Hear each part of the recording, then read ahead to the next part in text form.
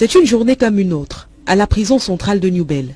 Certains détenus, amassés devant les grilles, guettent impatients l'arrivée de potentiels visiteurs. Si on les a connus bruyants et vindicatifs à ce même endroit dans les années antérieures, aujourd'hui, on est tenté de dire que les choses se sont améliorées. C'est dans le bâtiment réservé aux mineurs que nous ouvrons notre patrouille carcérale.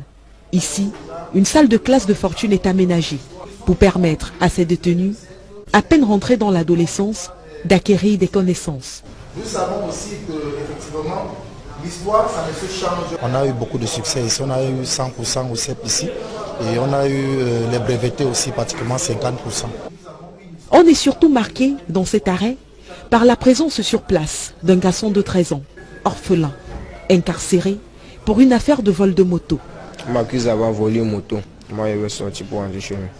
Je n'ai plus mes parents, j'ai seulement la grand-mère avec mes deux oncles. Plus loin, dans un bâtiment mitoyen, au dortoir des mineurs, on retrouve le quartier réservé aux dames. C'est l'un des plus propres de la prison. Les dames, ici détenues, se livrent à un entretien permanent du site. En plus de fréquenter leurs différents ateliers, elles ont le choix entre la couture, l'informatique, la coiffure et bien évidemment la cuisine. Nous avons la chance de rencontrer la sympathique Loveline qui décide de nous briefer sur le fonctionnement de ce quartier. Ici, quand on vient d'arriver, il y a les mamans qui nous prennent. On les prend comme nos mamans, ils nous prennent comme les propres enfants. Tu n'as pas de visite, tu les rends service, soit tu laves les assiettes, tu laves les habits, donc ils te donnent à manger. Si tu as besoin de quelque chose, ils t'aident. Au-delà de sa sympathie, Loveline porte également dans son cœur des regrets. Aujourd'hui, je suis orphelin de père et mère et c'est là où je comprends beaucoup de choses qu'ils ont voulu me bien, ils n'ont pas voulu de mal. Et c'est la vie de dehors, les amis, les mauvais compagnons qui m'ont amené ici. On quittera finalement Loveline pour se rendre dans le quartier des hommes. Et premier constat frappant, pas de choc olfatif. Comparé aux années antérieures, les détenus paraissent plus propres, ce qui atténue considérablement l'émanation d'odeurs agressives pour les sinus. Nous passons par les rues du carrefour baptisé Ndokoti. Et ici comme là-bas, les comptoirs de toutes sortes sont disposés. Poissons frits, braisés, boutiques improvisées. On se croirait presque dans le Ndokoti original.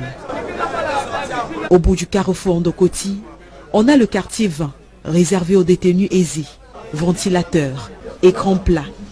Et même climatiseurs nous accueillent. Certains ont même droit à une relative intimité, renforcée ici par la présence de rideaux individuels. C'est décidément notre jour de chance dans la prison, car on assiste à un événement inédit, le partage de nourriture, constitué en grande partie de maïs, orné de quelques graines de haricots. Passons. La prison centrale de Newbel, c'est aussi le quartier Texas. On apprend des responsables pénitentiaires que c'est le plus propre chez les hommes. En plus, ici, artisans bijoutiers et tisserands se partagent la vedette. Nous y rencontrons d'ailleurs Ethel Panjo, le détenu le plus ancien de la prison centrale de Newbel. Il cumule 33 ans, avec à son actif quelques tentatives d'évasion.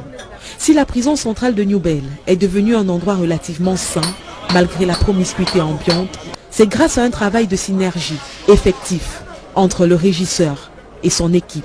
Mais surtout, grâce à cet homme, Sama Terence Ndinga, le chef-service de la discipline des activités socio-culturelles et éducatives, 33 ans à peine, est déjà impressionnant dans la gestion des pénitenciers. Quand j'ai été nommé chef-service, j'avais une certaine vision qui devait impulser, qui était ma vision à moi. Et là, les discours qu'on tient aux détenus, ils sont de plus en plus réceptifs. Explication sur le terrain. Et ça se démontre qu'à plusieurs niveaux. Au niveau des animations, vous vous rendez compte que quand vous êtes dans la cour, aucun ne va se frotter à vous. Parce qu'il y a un gros travail de discipline qui est fait à la base. Vous vous rendez compte qu'ils sont plus propres. Parce qu'il y a un autre gros travail d'hygiène qui sont faits à la base.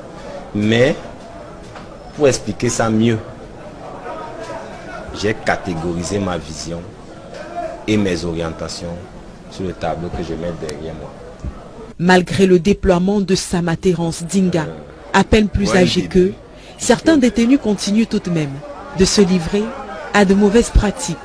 Mais une chose est certaine, c'est qu'une fois la nuit tombée et les rideaux baissés, ces délinquants d'un autre type se retrouvent seuls face à leur conscience.